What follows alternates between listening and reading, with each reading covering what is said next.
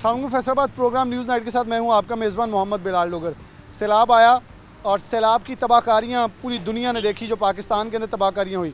लेकिन अगला सबसे पहला मरहला तो था रेस्क्यू, लोगों को रेस्क्यू किया गया। दूसरा मरहला था जिसके तहत लोगों को अमदादी सामान पहुंचाना था। तीसरा रिहेबिलिटाइजेशन। अभी दूसरा मरहला चल रहा है कि लोगों को सामान और ज़ुरिया जो अशिया हैं वो पहुंचाने का सिलसिला जारी है। पूरे पाकिस्तान से लोग अमदाद कर भी रहे हैं। लेकिन एक फैसलाबाद से हमने आज बात करनी है कि किस हद तक अमदाद की गई और किस हद तक अगला प्लान जो है उसके तहत काम हो रहा है। सबसे पहले हम चलेंगे नवाब शाह और सिंध के मुख्तलिफ इलाकों में, जहाँ अगर मैं गवर्नमेंट्स की बात करूँ तो सिंध गवर्नमेंट सर फहरिस्त नज़र आई, अपनी आवाम के साथ खड़ी, मदद करती हुई। नवाब शाह में हमारी भी टीम है, सिटी न्यूज़ नेटवर्क की मौजूद थी। और सिटी न्यूज़ नेटवर्क का एक तुर्रा इम्तियाज़ है, इस पाकिस्तान पे जब भी बुरा वक्त आया तो हमेशा सीसा पलाई दीवार बन के खड़ा हुआ उन लोगों के लिए जो मुश्किल वक्त में घिरे हुए थे। उन तक पहुंचना, उन तक अमदाद पहुंचाना एक चैप्टर, लेकिन उनकी आवाज़ पूरी दुनिया तक पहुंचाना ताकि उनको उनके बुनियादी हकूक़ मिल सकें, ये एक सबसे अहमियत का हामिल था। तो हमारे रिपोर्टर्स, हमारी टीम्स, हमारी प्रोडक्शन टीम हर सतह तक पानी के घिरे अंदर लोगों में पहुंचे, उनके घरों तक पहुंचे, हालात दिखाए। सबसे पहले अली रज़ा और नईम सलीम, हमारी टीम फैसलाबाद से मौजूद है, वो आपको मुलाहिजा कराएंगे। जरा मुलाहिजा कीजिए कि हालात जिन इलाकों में जाके दिखा रहे, ज़िंदगी कितनी मुश्किल हो गई है। जीना और ज़िंदगी मौत से ज़्यादा भयानक नज़र आ रही है। वो मुलाहिजा करें, उसके बाद वापस आएंगे, फैसलाबाद सिचुएशन दिखाएंगे, फैसलाबाद के अंदर किस हद तक लोग तैयारी कर रहे हैं, अभी भी जितनी अमदाद आ चुकी है, कौन कौन सी तंजीम है, कितना काम कर रही है, कितनी कोशिश कर रही है। वलखिदमत हो, सैलानी हो, अबूमा हो, फैसलाबाद चैम्बर हो, पीटिया हो, एप्टमा हो, एप्टपमा हो, इस तरह PHMA हो, कोई भी तंजीम हो, वो बढ़ चढ़ के हिस्सा ले रही है। उनको खराज तहसीन भी पेश करें, TLP हो, हर एक को खराज तहसीन भी पेश करेंगे। और जो तंजीमों तो हम पहुँच सके, जो काम कर रही है, कैसे राशन भेजा जा रहा है, वो सब आपको मुलाहिजा करेंगे। सबसे पहले नवाब शाह के इलाके अली रज़ा रिपोर्टर मौजूद हैं। अली, आगाह कीजिएगा, क्या हालात व वाक़यात इस वक्त में हैं, कितनी ज़िंदगी मुश्किल है? नवाब शाह के इलाके नेठरी में मैं मौजूद हूं, जहां पे इस वक्त पूरा गांव जो है वो डूब चुका है। यहां से 2 किलोमीटर जो है वो अंदर जाया जाता है। लोग जो यहां पे रहायशी हैं गांव के अंदर, वो इस पानी के अंदर से गुजर के जाते हैं और हर तरफ, चारों तरफ पानी ही पानी है। जिस जगह पे मैं मौजूद हूं, ये एक रोड है, इससे थोड़ी साइड पे अगर जाऊंगा तो 11 से 12 फुट गहरा जो है वो पानी है। और गांव जो है वो आप देख सकते हैं कि मुकम्मल तौर पर जो है वो डूब चुका है। लोग पैदल यहाँ से आते हैं और पानी जो है वो पीने के लिए अगर लेके जाते हैं, यहाँ पे खाना खाने के लिए अगर कोई चीज़ लेके जानी चाहते हैं तो यहाँ से जो है वो लेकर जाते हैं। मेरी बैक साइड पर जो एक हेल्थ ऑफिस था, जहाँ पे बिल्डिंग जो है पानी से भर चुकी है और इसके साथ साथ गांव के जितने भी जगह है वो भी इसी तरीके से है। मैं ड्रोन को कहूँगा कि थोड़ा सा अगर पूरे गांव का चक्कर और जगह दिखाई जाए तो उसमें देखा जा सकता है कि किस तरीके से जो है वो पानी और बारिश और सैलाब से ज़्यादा जो है वो खतरात डाले हैं और मुकम्मल गांव जो है वो पानी के अंदर जो है वो डूब चुका है। कोई भी घर जो है वो पानी के बगैर नहीं। 11-11 और 10-10 फुट का जो है वो पानी इस वक्त मौजूद है। लोग पैदल वहां से चलकर आ रहे हैं और पैदल ही सफर करते हैं। ये रोड तकरीबन 1.5 से 2 किलोमीटर दूर है और जहां तक ड्रोन की नज़र आपको दिखाई दे रही है वहां तक पानी ही पानी है और यहाँ पे लोगों का रहना जो है मुश्किल हो रहा है। लेकिन उसके बावजूद सिटी न्यूज़ नेटवर्क ने इन जगहों पर भी जो है वो लोगों की मदद की है। पका पकाया खाना जो है वो इन तक पहुँचाया है और यहाँ पे कोई भी जगह ऐसी नहीं है जहाँ पे पानी ना हो। ये नेठरी का क्योंकि इलाका है, यहाँ पे जो यहाँ के मकीन हैं उनका ये कहना है कि यहाँ पे जो यहाँ के रहायशी हैं, यहाँ से तकरीबन 2 से 3 हज़ार अफराद इस गांव के अंदर रहते हैं, जो यहाँ से नकल मकानी कुछ कर चुके हैं लेकिन कुछ अभी भी यहाँ पे मौजूद हैं।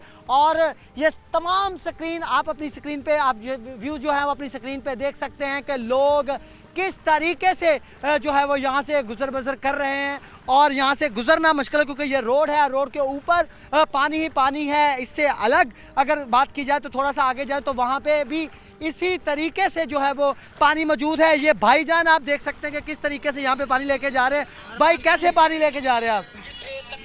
पानी लेके जा रहे हैं कैनों पे, पानी दूर से लेके। कितना किलोमीटर पानी अंदर? पानी कम से कम 2 किलोमीटर है। हाँ जी बिल्कुल, 2 किलोमीटर तक इसी तरीके से पानी है और पानी की सीधा आप देख सकते हैं कि यहाँ से गुजरना, क्योंकि चीज़ कोई उठा के अगर ले जाया जाए तो उनके लिए भी मुश्किलात का सामना करना पड़ता है। यहाँ पे मकीन है, मुतासरीन है, उनकी मदद के लिए सिटी न्यूज़ नेटवर्क ने हमेशा कोशिश की है कि पाकिस्तानियों को जो है वो अकेला नहीं छोड़ा जा सकता। ओवरऑल राउंड बाउंड अगर देखा जाए तो पानी पानी है मेरे चारों तरफ, ना सिर्फ साइड पे बल्कि लेफ्ट राइट मुकम्मल तौर पर पानी, और लोग जो हैं वो पानी के अंदर जो है वो डूब चुके हैं। इसके अलावा और भी जगहों पर हमने विज़िट किया और इसी तरीके से इलाकों में नवाबशाह की जो तहसील है और मुख्तलिफ गांव हैं, गोट हैं, वहाँ पे पानी की शिद्दत इसी तरीके से जो है वो बताई जा रही है। जो आपने बताया कि कोठरी में अभी भी जो है वो पानी घरों के अंदर मौजूद है। अली रज़ा ने हमें आगाह किया, बहुत शुक्रिया अली आपका। बहुत मुश्किल हालात में आप और नईम सलीम जैसे पानी से गुजरते हुए लोगों तक पहुंच रहे हैं, उनकी दर्दनाक कहानियां पहुंचा रहे हैं। ये अभी सैलाब यहाँ से गुजर रहा है तो ये तबाहकारियाँ हो रही हैं, इन लोगों को अभी रेस्क्यू किया जा रहा है, इसके बाद इन्हें अमदादी सामान पहुंचाया जाएगा, फिर रिहेबिलिटाइजेशन की जाएगी। सिटी न्यूज़ नेटवर्क हमेशा मौजूद रहेगा जहां हम खुशियां दिखाते हैं इस पाकिस्तान की, वहां अगर खुदा ना खास्ता कोई दुख आता है तो वहां भी मौजूद होते हैं। हम तो दुआ करेंगे ये दुख पाकिस्तान में दोबारा मुड़ के कभी ना आए, ऐसे दुख और ऐसे इम्तिहान जो हैं वो इतने सख्त ना हो जाएँ कि हमारे पास ज़िंदगी जो है गुजारना या मुश्किल हो जाए। इसके साथ ब्रेक लेंगे, ब्रेक के बाद दोबारा हाजिर होंगे और फैसलाबाद के अंदर मुख्तलिफ तंजीमों को पास चलेंगे वो कैसे किरदार अदा कर रही हैं, कैसे पैकिंग हो रही है, कैसे सामान की तरसील हो रही है। इससे पहले शराज ने प्रोग्राम किए कि सैलाब ज़दगान के लिए शहर फैसलाबाद से कौन सी तंजीम कितनी सरगर्म है। अगर हम किसी एक का नाम लेंगे तो यकीनी तौर पर ज़्यादती होगी, लेकिन तमाम तर जितनी भी तंजीमें हैं वो अपने तक तो कोशिश कर रहे हैं कि बढ़ चढ़ कर हिस्सा लिया जाए, जिसमें अलखिदमत फाउंडेशन है, सैलानी वेलफेयर है, इसके अलावा बेशुमार नाम हैं, अखवत फाउंडेशन हो सकती है, इसके अलावा अखवत फाउंडेशन शामिल है, फैसलाबाद चैम्बर शामिल है, अबूमा शामिल है, यॉन मार्केट शामिल है, PHM शामिल है। हर तंजीम वो सियासी है, वो कारोबारी है, वो मजहबी सियासी है, हर कोई अपने तक कोशिश कर रहा है ताकि अपने सैलाब ज़दगान जो भाई हैं उनकी मदद के लिए बढ़ चढ़ कर हिस्सा डाला जा सके। किसी के पास पानी है तो पानी भेज रहा है, किसी के पास कपड़े हैं तो कपड़े देके जा रहा है। इस वक्त हम मरकज़ी कैंप में मौजूद हैं जो कि अलखिदमत फाउंडेशन की तरफ से लगाया गया है, जो कि पूरे पाकिस्तान के अंदर हमें नज़र भी आ रहे हैं। सबसे पहले अलखिदमत फाउंडेशन के दोस्त हमारे साथ मौजूद हैं, इनसे प्रोग्राम का आगाज़ कर लेते हैं। बार साहब हैं, जमात इस्लामी के सदर हैं, इनसे बात करें। बार साहब बहुत शुक्रिया वक्त देने के लिए। कैसे देख रहे हैं कि अभी क्योंकि खाने और ख़ुराक और इमदादी सामान तक की बात करें तो मेरे ख्याल में वो चैप्टर अब क्लोज़ हो रहा है, लोग पानी उतरना शुरू होगा क्योंकि अभी सिंध के लास्ट टेल्स पे पानी जा चुका है, अभी उतरेगा तो पीछे अब दूसरा काम सबसे मेन होगा कि कपड़ों के साथ इनकी सबसे बड़ी तरजीह होगी कि इनको रेजिडेंस कैसे देनी है, रिहेबिलिटाइजेशन कैसे करनी है। तो क्या समझ रहे हैं पहले दिन से लेकर अब तक कैसे चल रहा है और कैसे आपने चलाया है और अगला क्या प्लान है? बिस्मिल्लाहिर्रहमानिर्रहीम। देखें जी, ये जब सैलाब का और बारिशों का आगाज़ हुआ था बलूचिस्तान और फिर बाकी सूबों में, तो तभी से पहला मरहला था उनको रेस्क्यू करने का। फील्ड के अंदर उस वक्त कोई भी मौजूद नहीं था। हमारे लोग जमात इस्लामी के अलखिदमत के रज़ाकारों की सूरत में उन्होंने रस्सियों पर झूल कर और बहुत मुश्किल हालात में अल्हम्दुलिल्लाह लोगों को रेस्क्यू किया, उनकी जानें बचाईं और उनके लिए कश्तियाँ जितनी जो कुछ भी अवेलेबल था उसके लिए दिन रात एक किया। अब सैलाब का वो दौरानिया तो बारिशों का ख़त्म हो गया है, लेकिन फिर भी सिंध की हद तक सैलाब अभी भी जारी है। तो अब उनकी रिहेबिलिटेशन के हवाले से एक तो पहले दिन से ही हमारा ये ख्याल था कि लोगों को इसके 3 फ़ेज़ हैं। पहला फ़ेज़ है उनकी जानें बचाना, दूसरा फ़ेज़ है उनको आर्जी तौर पर ठिकाने फ़राहम करना और उनकी ज़रूरियात को पूरा करना, और तीसरा फ़ेज़ है मुस्तकिल बुनियादों पर उनको जो है वो उनकी सेटलमेंट का काम करना। तो पहले मरहले में तो अल्हम्दुलिल्लाह अलखिदमत ने बेहतरीन काम किया है, और इसके बाद दूसरा मरहला जब शुरू हुआ है तो फिर बेशुमार इदारे और बेशुमार हत्ता कि गवर्नमेंट भी किसी हद तक वो मैदान में आए हैं। तो जमात इस्लामी का और अलखिदमत का पूरा नीचे नेटवर्क है, एक अफराद की टीम है। तो अल्हम्दुलिल्लाह यहाँ पर बेशुमार तंजीमों ने हमारे साथ रब्ता किया। चैम्बर की मुख्तलिफ़ तंजीमों ने, आल पाकिस्तान टेक्सटाइल एक्सपोर्टर एसोसिएशन ने हमें 1 करोड़ का चेक दिया। इसी तरह जो है वो बेड शीट एसोसिएशन की तरफ से और ताजर तंजीमों की तरफ से पर्सनली लोगों ने, और छोटी छोटी जो रिफाई तंजीमें हैं बेशुमार, उन्होंने जो है वो बेतहाशा खुले दिल के साथ जो है वो अलखिदमत, चूँकि वो समझते थे कि नीचे ऑन ग्राउंड अगर कोई फील्ड वर्कर मौजूद हैं किसी के, तो ये अलखिदमत के हैं। तो अल्हम्दुलिल्लाह हमने उस हवाले से अभी 3 ट्रक पहले भेजे थे, 4 ट्रक सामान के कल भेजे हैं, अभी 2 ट्रक हमारी ख़वातीन अलखिदमत उनकी तरफ से आज शाम को जो है वो रवाना होंगे।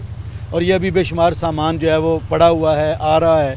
तकरीबन 20 से ज़्यादा कैंप जो है वो फैसलाबाद में हमने लगाए हैं ताकि लोगों को मौका फ़राहम किया जा सके कि वो अपना जो भी सामान और पैसे और जो भी है वो दे सकें। तो इस हवाले से अब हमारा प्लान ये है कि एक तो अर्जी तौर पर खैमों का बंदोबस्त किया गया ताकि ये खैमों में लोग रहें, उनको वहाँ पर कोई बिस्तर, राशन और खुश्क राशन और कुछ बुनियादी ज़रूरियात फ़राहम की जाएँ ताकि उनको हफ्ता रहना पड़ता है, महीना रहना पड़ता है, 2 महीने रहने पड़ते हैं, तो उनको कम से कम वो मौसम की जो है वो सर्दी और गर्मी से महफूज रह सके। इसके साथ अगला प्लान जो है वो अलखिदमत का वो है छोटे घर बना कर देने का। 1 कमरा, 1 किचन और एक छोटा सा बरामदा, ये छोटा सा एक घर, उसका मॉडल जो है वो अलखिदमत ने बना लिया है और उस पर भी काम जारी है।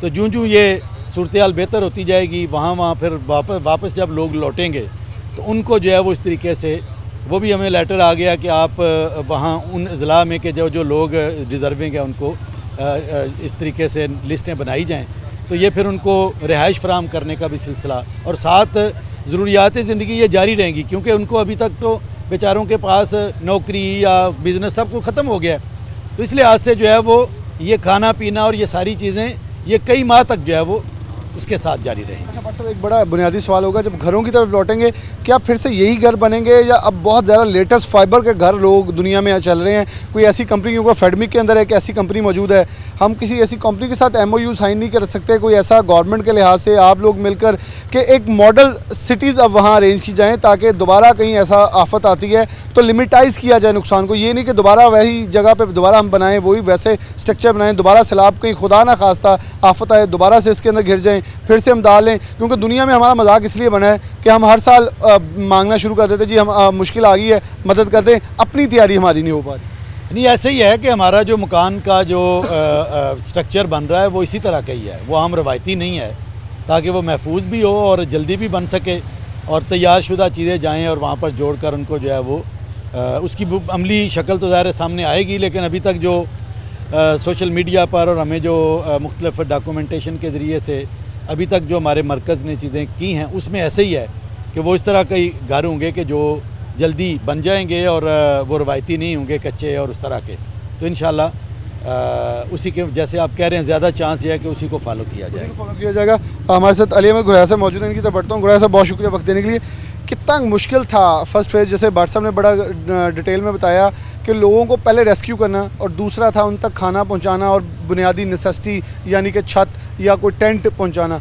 ये 2 मराहिल कितने मुश्किल और कितने मुश्किल मराहिल से गुजर, क्योंकि मैंने बिल्कुल कहा अलखिदमत फाउंडेशन नज़र आई, हमें बहुत सारी और ऑर्गेनाइजेशन जिसमें सैलानी भी बात कर सकते हैं और हाफिज़ सईद साहब की तंजीम ने बहुत किरदार अदा किया, बेशुमार TLP भी हमें नज़र आई कि जो तंजीमें मेरे ख्याल में मजहबी सियासी तंजीमें हमें ज़्यादा नज़र आई मैदान अमल में एज़ कम्पेयर टू कुछ लोग हेलीकॉप्टर लेके फिरते रहे लेकिन वक्फ रहा नाम का, लोग तनकीद भी करते रहे, लेकिन मेरे ख्याल में सियासी जमातों की ताल अभी तक भी सियासत की पड़ी है। जिसमें हम बात करें तो PDM में मौलाना फजल रहमान की जमात अमल में नज़र आई, बहुत सारी ऐसी जमातें जो ताहाल अभी तक भी अपने लीडरों के पीछे खड़ी नज़र आई, लेकिन अवाम ताहाल उन्हीं इलाकों में बिलबिलाते नज़र आए। इलेक्शन मुलतवी हुए, हम इसे सबसे ज़्यादा बड़ी चीज़ कहते हैं कि अच्छा किया, क्योंकि वहाँ खिदमत की ज़रूरत है इस वक्त, ना कि इलेक्शंस की, लेकिन उसे भी सियासत की नज़र किया जा रहा है। हाँ जी, बिस्मिल्लाहिर्रहमानिर्रहीम। जो ही ये नागहानी आफत सैलाब की सूरत में आई तो अल्हम्दुलिल्लाह, क्योंकि हर जगह जमात इस्लामी और अलखिदमत का एक स्ट्रक्चर है, तो लोगों ने फ़ौरन ही अपनी मदद आपके तहत उन इलाकों का करीब जहाँ पे लोग अभी सैलाब वाली सूरत हाल में नहीं थे, तो वहाँ से लोग जो है वो उन एरियाज़ में फ़ौरी तौर पे पहुँचे और जो उनके पास दस्तयाब वसाइल थे वो उन्होंने बरोए कार लाए और लोगों को रेस्क्यू करना शुरू कर दिया। साथ ही क्योंकि रेस्क्यू के बाद जो पहली ज़रूरत होती है वो ये होती है कि उनके गुज़र-औक़ात के लिए, उनके खाने पीने के लिए कोई इंतज़ाम किया जाए, तो उन्होंने लोगों ने उनके पास जो वसाइल थे उन्होंने उनको इस्तेमाल किया और उनके लिए खाने का, उनके लिए उनको बाहर निकाल के उनके कपड़े का, और ये फ़ौरी तौर पे हुआ। इसके लिए यानी उनको कोई नीचे से या मरकज़ से या सूबे से कोई हदायत की ज़रूरत नहीं, क्योंकि अल खिदमत का सेटअप और हर जगह जो है वो हमारा डिज़ास्टर मैनेजमेंट मौजूद था। तो उन्होंने फौरी तौर पे ये सारी चीज़ें अपनी मददाब के तहत किए और वो सारे मामला जहाँ तक वो कर सकते थे, अभी हुकूमत भी नहीं पहुँची थी और दीगर NGOs भी सोच रही थी, लेकिन अल खिदमत जो थी वो मैदान अमल में थी। और ये अल्लाह का शुक्र है क्योंकि सेटअप था और इसके लिए तैयारी थी, और हम अपने रेस्क्यू जो डिज़ास्टर मैनेजमेंट के दोस्त हैं उनकी हम ट्रेनिंग मुख्तलिफ़ तंजीमात से करवाते रहते हैं। 1122 से भी हमारी जो एक MOU साइन है जिसके तहत वो हर डिस्ट्रिक्ट में जो है वो अल खिदमत के जो अफराद होते हैं या रज़ाकार होते हैं उनकी वो ट्रेनिंग करती है, और इस हवाले से जो ये सारी चीज़ें हमारे लिए हेल्पफुल साबित हुई और हमने फौरी तौर पे रेस्क्यू किया।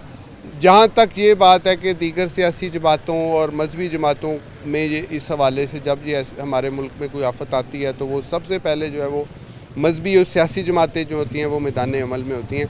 तो ये तो बिल्कुल रोज़े रोशन की तरह ये चीज़ यहाँ है कि ये जितनी भी हमारे मुल्क की सियासी जमातें हैं जिनको हम पॉपुलर जमातें कहते हैं, ये जमातें बिल्कुल जो है वो लोगों के जज्बात से खेलती हैं, उनसे वोट लेती हैं और उसके बाद जो है वो अपने मफादात का तहफ़्फ़ुज़ करना शुरू कर देती हैं और लोगों की जो है प्रॉब्लम्स का, इस तरह के मामलात का उनके साथ कोई उनकी वाबस्तगी नहीं होती। अभी आप देखें कि मुल्क की जो सियासी सूरत हाल है, किसी भी जमात ने जो है वो अपनी रूटीन के कामों को ख़त्म नहीं किया, हालांकि ज़रूरत इस चीज़ की थी कि जंगी बुनियादों पे इक़दामात किए जाते। कोई इतना ये कोई मुश्किल काम नहीं था इतनी आबादी को रेस्क्यू करना। फिर उनके लिए ये तो हुकूमत के लिए बहुत ही जितना सेटअप होता है बुनियाद ग्रास रूट लेवल पे, एक यूनियन कौंसिल के अंदर तकरीबन 100 के करीब हुकूमत के मुलाजम होते हैं जिनको इस्तेमाल किया जा सकता है, लोगों तक जो है वो बुनियादी ज़रूरियात को पहुँचाया जा सकता है, उनकी बुनियादी ज़रूरियात को पूरा किया जा सकता है।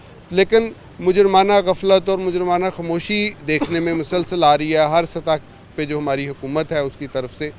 तो मैं हुकूमत से अपील करता हूँ कि वो इन मामलात को ख़त्म करे जो सियासी तौर पे इन्होंने अपने इस मुल्क में फैलाए हुए हैं, और इस हवाले से वो एक दूसरे के ऊपर जो है वो करते हैं सारा दिन, बल्कि उनकी पूरी तवज्जो जो है वो सैलाबज़दगान की तरफ होनी चाहिए, उनकी बहाली की तरफ होनी चाहिए, उनको बुनियादी ज़रूरियात प्रोवाइड करने के हवाले से। अगर हम इसमें ज़रा भी डिले करेंगे तो हो सकता है कि ये जो अलमिया है ये लोगों की ज़िंदगी के हवाले से और ख़तरनाक साबित हो सकता है। बहुत ख़तरनाक साबित। बहुत शुक्रिया। दोनों मेहमान हमारे साथ मौजूद हैं। बड़ी तादाद के अंदर इस वक्त देख सकते हैं कि अल खिदमत की टीम भी यहाँ मौजूद है और सामान जो लोग यहाँ पहुँचाने आ रहे हैं। अच्छा, ये एक मैंने सवाल जो है क्योंकि मैं छोड़ा जाऊँ क्योंकि यहाँ अल खिदमत के लोग मौजूद हैं, इन्हीं से ये सवाल पूछना ज़रा थोड़ा सा नामुनासिब होगा कि जब भी देखें तो इन्हीं मजहबी सियासी जमातों को लोग देने के लिए बड़ी तादाद में घरों से बाहर निकलते हैं।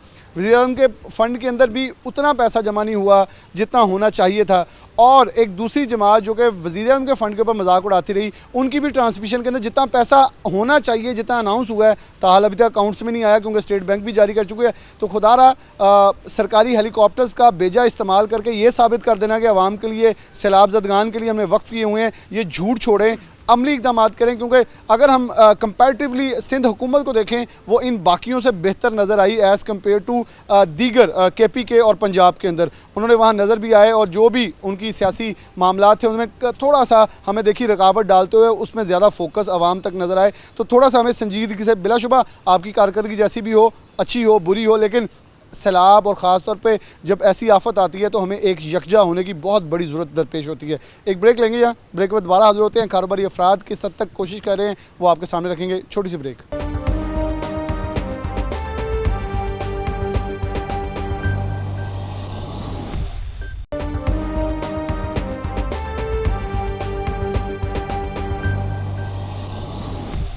वेलकम बैक नाज़रीन, दोबारा से प्रोग्राम के अंदर खुशामदीद कहते हैं। सैलाब-ज़दगान जैसे कि हमने डिस्कस किया, अल खिदमत फाउंडेशन वालों ने बताया 3 मराहल। सबसे पहले उनको लोगों को एवैक्यूएट करना, फिर उन्हें सबसे पहले सहूलियत दूसरे नंबर पे देना कि वो अपनी ज़िंदगी को मामूल के मुताबिक जीने के काबिल हो सकें। इसमें खाना था, राशन था, रहने सहने की चीज़ थी। तीसरे नंबर पर आनी है रिहेबिलिटाइजेशन, कि उन लोगों को घर बना के, मकान बना कर कैसे दिया जाए, दोबारा आम मामूल की ज़िंदगी के मुताबिक कैसे उन्हें वापस लौटाया जाए। तो अबूमा all Pakistan bedsheet and upholstery association के रहनुमा हमारे साथ मौजूद हैं, चेयरमैन आरिफ हसन मलिक है। लेकिन यहाँ मैं जिक्र कर दूँ, चैम्बर के सदर हमारे साथ होंगे प्रोग्राम के अंदर मौजूद, लेकिन यहाँ पाकिस्तान हौजी मैन्युफैक्चर एसोसिएशन की बात करें, पाइमा की बात करें, पीटीआई की बात करें, एप्टमा की बात करें, हर इंस्टीट्यूशन ने बढ़ चढ़ के हिस्सा लिया। लेकिन यहाँ अबूमा की जानिब से एक पूरा मॉडल तैयार किया गया कि इन लोगों को कैसे जो पैसा कलेक्ट हुआ है किसी और को देने की बजाय खुद एक पैकेजेस बनाकर वहाँ तक पहुँचाया जाए। तो आरिफ साहब मौजूद हैं, इनसे बात का आगाज़ करते हैं। आरिफ साहब बहुत शुक्रिया वक्त देने के लिए।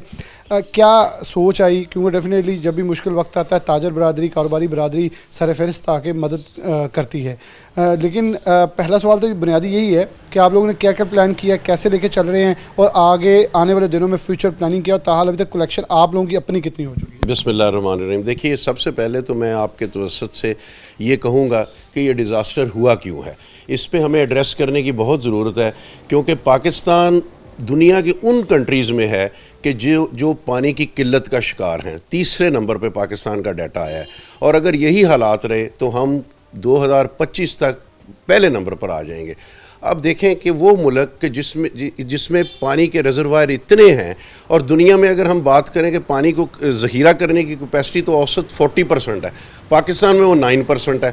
वेयर एज पाकिस्तान उन ब्लेस्ड कंट्रीज़ में से है कि जहाँ 35 उन मुल्कों में से है जहाँ पे टॉप की बारिशें होती हैं और पानी मौजूद है। अब ये मैंने डाटा इसलिए रखा कि चीज़ें ज़ाया हो रही हैं। सबसे पहले तो ये हम करें कि हम रिजर्वायर बनाएं। रिजर्वायर हमारी ज़रूरी ज़रूरत को भी पूरा करेंगे, हमारे पानी को भी रोक के रखेंगे, सैलाब भी नहीं आएंगे और खुश्कसाली से भी हम बचेंगे।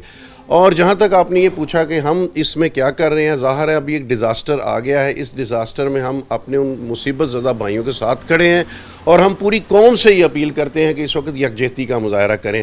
अबूमा के बिहाफ पे हमने अल्हम्दुलिल्लाह अपने मेंबर से और नॉन मेंबर से अब तक हम 92 लाख रुपए इकट्ठा कर चुके हैं, जिसमें जो ज़्यादातर हमें जो इमदाद मिली है, हमारे सामने ये रास्ता था कि हम किसी और तंजीम को दे दें, किसी तरह पहुंचा दें, लेकिन यहाँ पे मेरे दोस्तों ने, साथियों ने, हमारी टीम ने ये मशवरा दिया कि हम ये नेकी का काम खुद करें, और हम खुद ये राशन पैक तकसीम कर रहे हैं और इसको बना रहे हैं, और अबूमा के प्लेटफॉर्म से इसको तकसीम करने की बलूचिस्तान को हमने टारगेट किया है। यहाँ मैं ये बताता चलूँ कि हमें एक और जो बड़ी इसमें हमारी तरह इज़्ज़त अफजाई हमें हुई कि पिछले दिनों चैम्बर ऑफ कॉमर्स में एक जॉइंट एक्शन कमेटी की मीटिंग हुई, उसमें उन्होंने 1000 बैग्स कहा कि जी हम भी बलूचिस्तान भिजवाना चाह रहे हैं, लेकिन हम आपसे रिक्वेस्ट करते हैं अबूमा वालों से कि आप हमारे ये बैग्स तैयार करें, ताकि हम चाहते हैं हम साफ़ सुथरी अच्छी चीज़ अच्छे दामों में मिले और आप पूरी पैकिंग करके तो अपने उन मुसीबत ज़दा भाइयों तक पहुँचाएँ। जी अच्छा आरिफ साहब, कैसे देख रहे हैं ये डिज़ास्टर 1974 में आता है, जहाँ फैसलाबाद भी डूबा नज़र आया,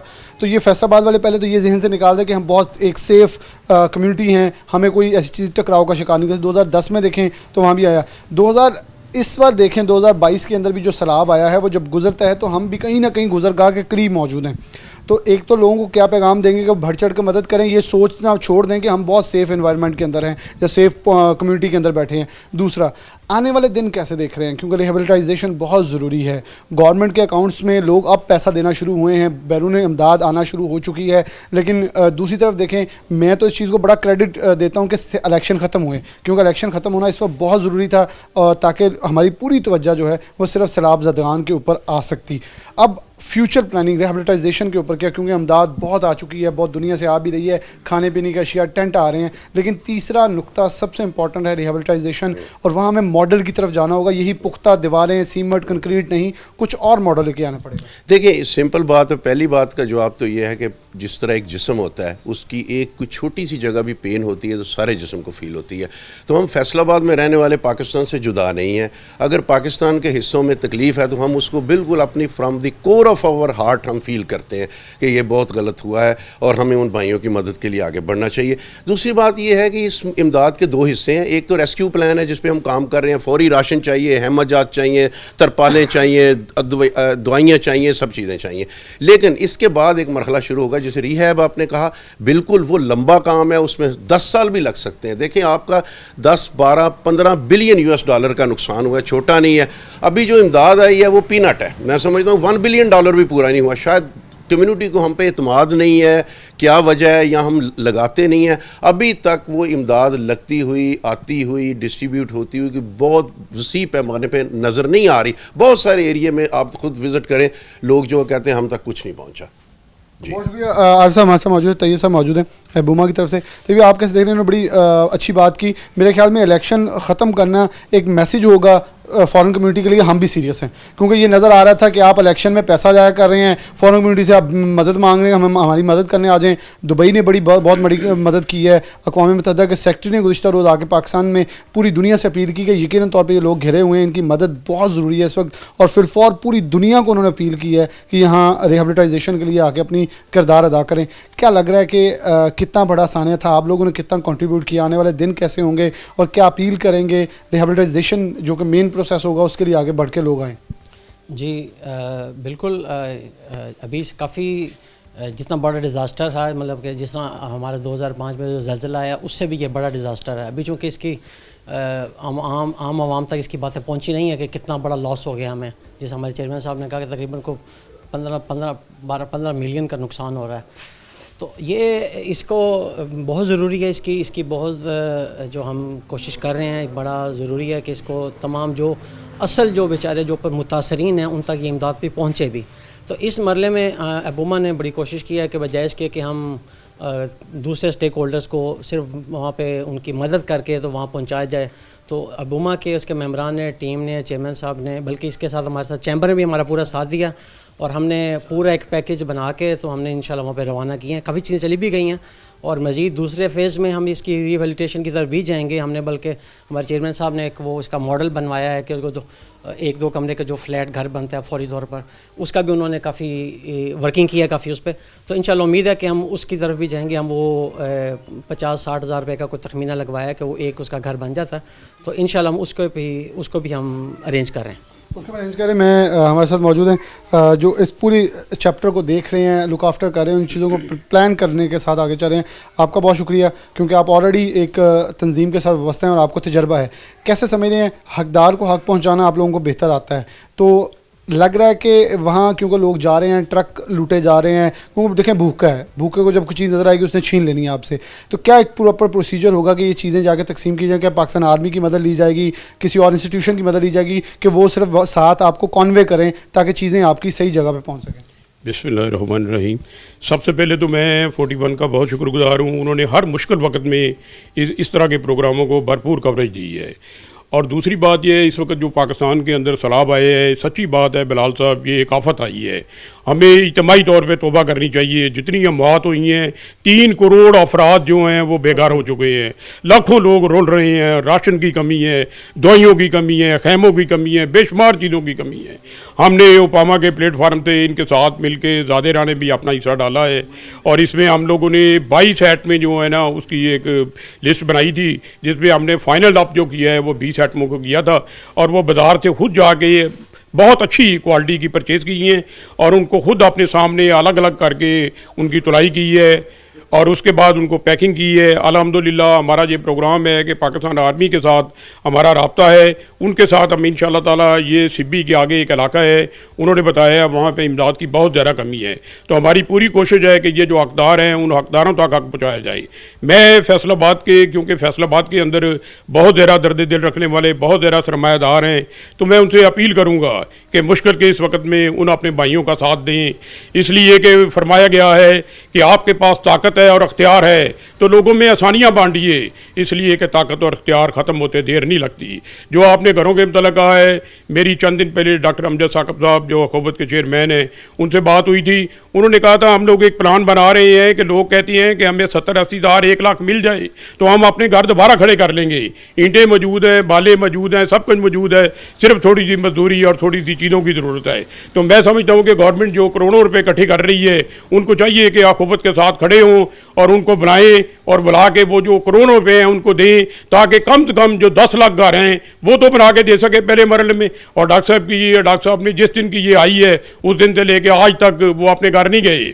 अजीम आदमी है। मैं समझता हूँ इन लोगों से हमें फ़ायदा उठाना चाहिए, इन लोगों से भरपूर, ताकि वो लोग जो बेआसरा हैं, अभी 1 मंथ रह गया है सर्दी आने में, जब सर्दियाँ आ जाएंगी तो वो बच्चों को, बीवी को, बुजुर्गों को लेके किधर जाएंगे। हमें इसकी तरफ भरपूर तवज्जो देनी चाहिए और ज़ादेरा इंशाअल्लाह ताला पहले भी भरपूर तावन करता रहे, आइंदा भी इंशाअल्लाह ताला भरपूर तावन करता रहेगा और इंशाअल्लाह ताला अपनी इन सलाबज़दा बहन भाइयों के साथ हम हर दम खड़े हैं। और कोई भी अगर जिम्मेदारी, चैम्बर ने हमारे ज़ुम्मे एक जिम्मेदारी लगाई है 1000 पैकेट की, हम इंशाअल्लाह इंशाअल्लाह ताला वो भी चंद दिनों में तैयार करके देंगे। उसके अलावा भी अगर कोई तंजीम, कोई अदारा, कोई कहेगा तो हम खिदमत के लिए हर वक्त हाजिर हैं। बिल्कुल खिदमत की जाए। आखिरी सवाल आपसे, क्यों मॉडल की जो बात की तैयब साहब ने कहा आप लोगों ने इसके ऊपर डिज़ाइन किया है, क्योंकि फैसलाबाद फेडमी के अंदर भी एक ऐसा प्रोजेक्ट चाइनीज़ कंपनी लेके आई थी कि फाइबर के घर, क्योंकि मेरे ख्याल में अब हमें पुख्ता घरों से हटना चाहिए, ज़मीन के ऊपर भी जो बोझ डाला जा रहा है उसको भी थोड़ा बैलेंस किया जाए। कुछ ऐसे प्रोजेक्ट जैसे ग्वादर एयरपोर्ट बनाया जा रहा है, वैसे कुछ ऐसा मॉडल लेके आया जाए जहाँ चाइना से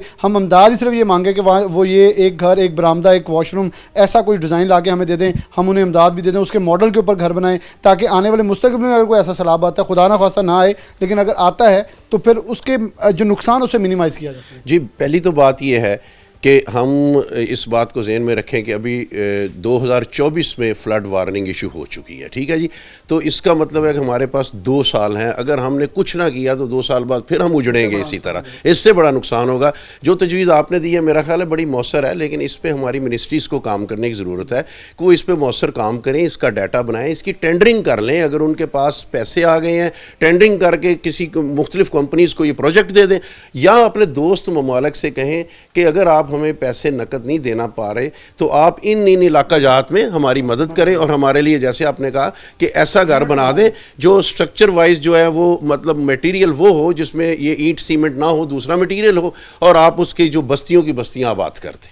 बहुत शुक्रिया। बस्तियों की बस्तियाँ आबाद भी की जाए, इससे एक बहुत बड़ा फ़ायदा ये होगा कि रिहेबिलिटाइजेशन तेज़ होगी। जैसे उन्होंने कहा आगे सर्दियाँ आने वाली, सर्दियों से बचने के लिए, क्योंकि वो जो एक मॉड्यूल है उसके अंदर कुछ गर्मी और सर्दी प्रूफ मटेरियल जो है वो भी इस्तेमाल किया जाता है, ताकि उसकी इंटेंसिटी को कम किया जा सके। मेरे ख्याल में ये सूदमंद साबित होगा। उसके साथ बहुत अहमियत का अमल ये होगा कि उन लोगों को साहिबान मिल सकेगा। एक ब्रेक, दोबारा हाजिर होते हैं।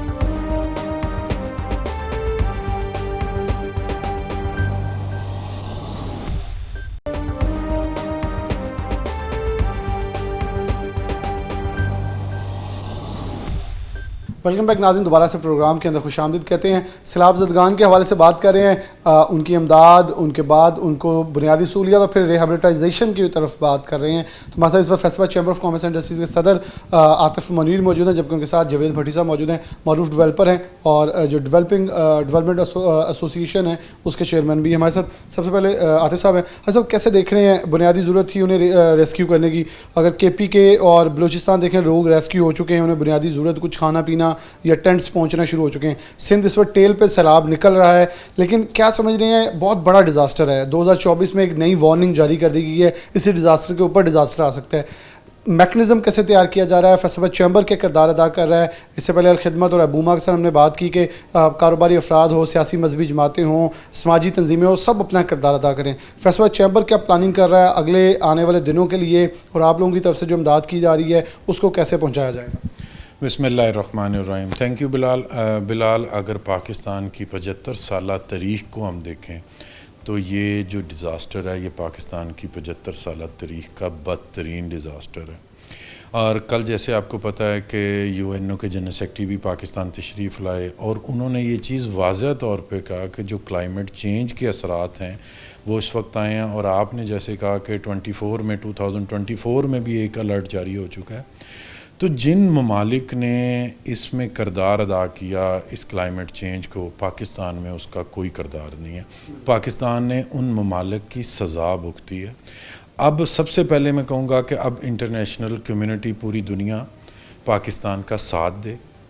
पाकिस्तान के लोग अपने तरफ से तो सब कुछ कर रहे हैं। ये ऐसा काम नहीं है कि पाकिस्तान को ऐसा डेवलप कंट्री भी नहीं है कि पाकिस्तान अपनी मदद से और बिज़नेस कम्युनिटी अपनी मदद से इससे निकल सकेंगे, ऐसा नहीं है। पूरे कस्बे, पूरे गांव, पूरा इंफ्रास्ट्रक्चर, पूरे फ्लाईओवर्स, तमाम अंडरपासेस ख़त्म हो चुके हैं। हम दुनिया से कट चुके हैं, वो इलाके दुनिया से कट चुके हैं। और जैसे आपने बात की कि फैसलाबाद चैम्बर का क्या रोल होगा, फैसलाबाद चैम्बर ने तमाम जो फैसलाबाद की बड़ी एसोसिएशंस हैं जिनका मैं नाम भी लूँगा, प्रोसेसिंग एसोसिएशन है, अपटपमा, अपबूमा, पाइमा, फाउंड्री और पाकिस्तान हौजी मैन्युफैक्चरर एसोसिएशन को एक प्लेटफार्म सबसे बड़े चैम्बर पे इकट्ठा किया। और फर्स्ट स्टेप में हम उन्हें रेस्क्यू कर रहे हैं और उन्हें जो उस वक्त बुनियादी ज़रूरियात है जिनमें मेडिसन है, फूड है और खुश्क फूड है जिसमें, और कुछ वाटरप्रूफ ख़ैमे और तरपालें और ये चीज़ें हैं, ये सारी चीज़ें यहाँ से जाना शुरू हो चुकी हैं। फैसलाबाद चैम्बर ने देखे जनूबी पंजाब करीब है तो वहाँ पर बहुत सारे लोग और बहुत सारी तंजीमें पहुँच चुकी हैं। सिंध, केपी के अपर दीर और बलूचिस्तान में बहुत ज़्यादा तबाही हुई है। बलूचिस्तान के जो सियासी माहिदीन हैं और जो बिज़नेस कम्युनिटी है, कोयटा चैम्बर है, चमन चैम्बर है, वो हमारे साथ राब्ते में है। 3 से 4 दिन के बाद एक फ़ूड और इन तमाम आइटम्स की बड़ी खेप, एक बहुत बड़ी खेप है जो बलूचिस्तान डेरा मुराद जमाली जा रही है, जहां पर साबिक़ प्राइम मिनिस्टर मीर ज़फ़रुल्लाह जमाली के बेटे हमारे साथ कांटेक्ट में हैं, FC हमारे साथ कांटेक्ट में है और वो तमाम अमदाद उन्हें दी जाएगी। ये सिलसिला यहाँ पर रुकेगा नहीं। मैं आज आपके प्रोग्राम के ज़रिए ये मैसेज देना चाहता हूँ कि इसके बाद 2nd, 3rd, 4th, 5th phase तक हमें चलना है। ये 1-1.5 साल तक हमें उन अपने पाकिस्तानी भाइयों को साथ लेके चलना है, उनको दोबारा डेवलप करना है, रिहेबिलिटेशन का प्रोग्राम पूरा प्रॉपर चलना है, उनके घरों को बना के देना है, हमने उनके रास्ते क्लियर करवा के देने हैं गवर्नमेंट के साथ मिलकर। उनका जो कैपिटल था, जो उनका फिनांस था बिलाल, वो उनका जो माल मवेशी था, उनकी फसलें थीं, वो सब ज़ीरो हो चुकी हैं।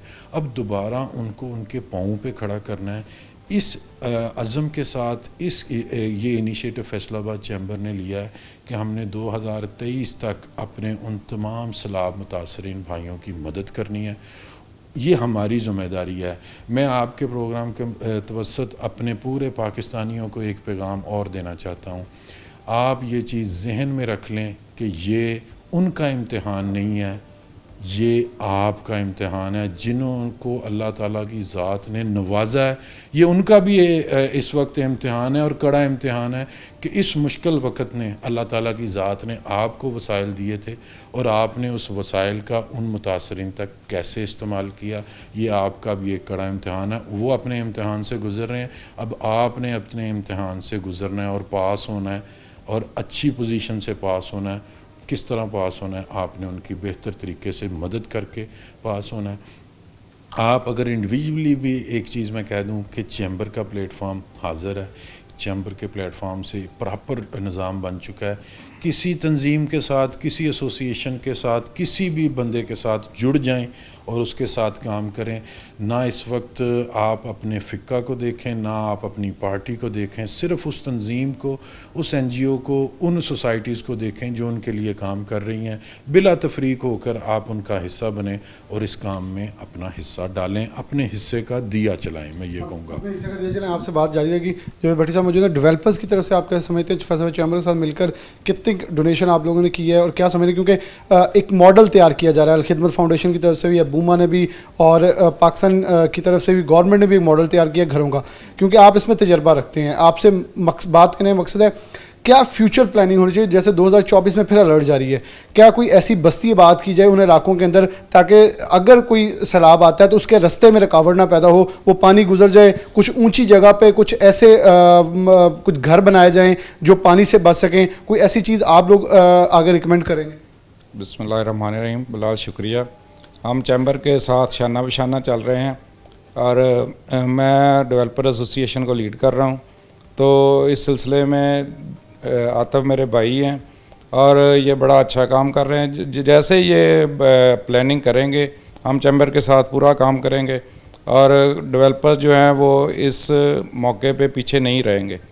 दूसरा ये है कि जो आपने बात की है कि इंतज़ामात कैसे करने चाहिए, सबसे पहले तो ये है कि जो पानी के पुराने रास्ते हैं उनको खोलना चाहिए। जहाँ जो कुदरती रास्ते पहले के मौजूद थे, जिनको बंद कर दिया गया, जिनकी वजह से पानी का जो साइड है वो चेंज हो रही है, आबादियों में जा रहा है, तो उन पे लाजमी गौर करना चाहिए। हमारे जितने भी हल्का अहबाब हैं इस पे काम होना चाहिए, इस पे काम होना चाहिए। इन्हें बड़ा अच्छा मुफीद मशवरा दिया। एक तो वो रिहेबिलिटेशन के लिए हमें बहुत ज़्यादा कीमती चीज़ ये है, और एक फाइबर के घरों की तरफ मैं कहा हम लौट सकते हैं। हमारे पास जैसे उन्होंने बात, बहुत बड़े बड़े डेवलपर्स पाकिस्तान के अंदर मौजूद हैं। अगर गवर्नमेंट के पास खुद वसाइल, पैसा मौजूद है, दुनिया से डोनेशन आ जाएगी, लेकिन खुद बना नहीं सकती गवर्नमेंट, तो वो एक मखसूस हल्के दे दी जाए तो एक मॉडल सिटीज़ बन जाएँ ताकि लोग वहाँ आसानी से आने वाले ज़िंदगी गुजार सकें। जी, इसमें मेरी तमाम पॉलिटिकल जो वहाँ के नुमाइंदे हैं उनसे भी बात हुई है। मेरे से मिनिस्टर नारकोटिक्स शाहज़ेन बुगटी भी राब्ते में हैं और रेगुलर उनसे कांटेक्ट हो रहा है। उन्होंने कहा है कि जी अब ऐसे आबादियाँ नहीं हम बनाएंगे, जो दरियाओं के करीब इंक्रोचमेंट है वो फ्यूचर में नहीं हमने देनी। और देखें, आपने देखा कि अर्थक्वेक के बाद बालाकोट और एबटाबाद ये सारा एरिया में कुछ SOPs, कुछ कोड दे दिए गए थे जिसके तहत कंस्ट्रक्शन होगी। इसी तरह की उन्होंने कहा कि वहाँ पर होगी। मेरी जब जावेद भट्टी साहब से पिछले वीक से भी बात हो रही है और इनके तमाम डेवलपर्स के जो मेंबर हैं उनसे भी बात हो रही है। ये हमारे साथ पहले फेज़ में भी शामिल है और इनकी तरफ से मैं आपको बताऊं कि ये हमें बड़ी क्लियर यकीन दहानी की गई है कि जब तक आखिरी घर आप जो एरिया ले लेते हैं वहाँ तक आप वहाँ नहीं बना लेते, उन्हें डेवलप नहीं कर सकते। फैसलाबाद के तमाम डेवलपर इनके साथ हैं, क्योंकि इन्हीं के सेक्टर से मेरे ग्रुप लीडर मियाँ जावेद साहब हैं। अब आपको मैं बताऊँ, ये इस सारे जो प्रोसेस है इस फ्लड रिलीफ के हवाले से मियाँ जावेद साहब को मैं बहुत क्रेडिट दूंगा कि वो ख़ुद इसे लीड कर रहे हैं। ख़ुद चेयरमैन मैंने उन्हें अनाउंस किया कि मियाँ साहब आप आएँ। वो जब से आए हैं बहुत अच्छी डोनेशंस भी आनी शुरू हो गई हैं, बहुत मुफीद मशवरे भी आने शुरू हो गए हैं और एक बाकायदा प्लानिंग के तहत काम हो रहा है। वो मेरे ग्रुप लीडर भी हैं और इनके सेक्टर से हैं, ये डेवलपर के सेक्टर से हैं, सितारा डेवलपर से, वो सारी चीज़ों को देख रहे हैं।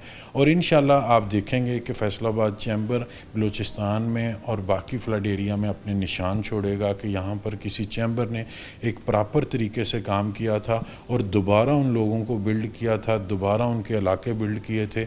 जो भी मैकेनिज़्म बनेगा, फाइबर के घर का बनेगा या किसी किस्म का भी जो भी वहाँ पे अप्रूव होगा, उस पे फैसलाबाद चैम्बर अपने डेवलपर्स के साथ और अपनी तमाम एसोसिएशन के साथ मिलकर काम करेगा। ये मुश्किल की घड़ी है, ये मैंने दोबारा कहूँगा, फिर हमारा इम्तिहान है और इस इम्तिहान में अल्लाह ताला की ज़ात हमें बेहतर तरीके से परफॉर्म करने की तौफीक दे। और बहुत सारे पाकिस्तानी जो पाकिस्तान से बाहर भी रहते हैं वो बहुत ज़्यादा इमदाद भेज भी रहे हैं, मगर मैं उनसे फिर दरख्वास्त करूँगा कि जितने ज़्यादा डिज़ास्टर से पाकिस्तान गुज़रा है उतनी ज़्यादा एफ़र्ट्स अभी होना नहीं शुरू हुई, क्योंकि अभी रास्ते खुल रहे हैं। उसके बाद पता चलेगा कि वहाँ पर कितनी तबाही मची है। वहाँ पर इंशाल्लाह फैसलाबाद चैम्बर गवर्नमेंट के साथ मिलकर, वहाँ के लोकल अमायदीन के साथ मिलकर, लोकल जरगा के साथ मिलकर, वहाँ की लोकल कम्युनिटी के साथ मिलकर इंशाल्लाह पूरा उनका साथ देगा, पूरा साथ देगा। बड़ा इम्पोर्टेंट एक इन्होंने चीज़ कही कि वो लोग एक अजाब या एक आजमाइश, दो लफ्ज़ों में से एक तो लफ्ज़ है, उसमें घिरे हुए हैं। अब दूसरा इम्तिहान हमारा है कि हम उन लोगों, उन भाइयों के साथ कितना खड़े होते हैं, क्योंकि शायद वो हमसे बेहतर ज़िंदगी की तरफ लौट आएंगे, लेकिन सारी उम्र याद रखेंगे कि उनके ऊपर एक मुश्किल और कठिन मराहल आए थे और हमने उनका साथ कितना दिया था। क्योंकि कहीं ना कहीं उन लोगों ने बहुत सारी जगह पर हमारा साथ दिया होगा, क्योंकि यहाँ से कपड़ा बनता है तो बिकना तो उन्हीं इलाकों में जाके है। तो वो लोग ये ज़रूर याद रखेंगे कि अगर हम आमदन के तौर पर इनके लिए बाइसे साथ मौजूद थे, तो अब ये हमारे साथ कितना मौजूद है। मेरे ख्याल में फैसलाबाद चैम्बर और एसोसिएशंस के अदारे अदा कर भी रही हैं और उन्होंने इस अज़म का इजहार किया कि ये कोशिश, ये अज़म, ये जितनी भी जज्बा है ये जारी रहेगा तब तक जब तक आखिरी घर बन नहीं जाता और लोगों को आम जिंदगी की तरफ मामूल के मुताबिक वापस नहीं लाया जाता। इसी साथ प्रोग्राम न्यूज़ नेट से इजाज़त दीजिए। अल्लाह हाफ़िज़।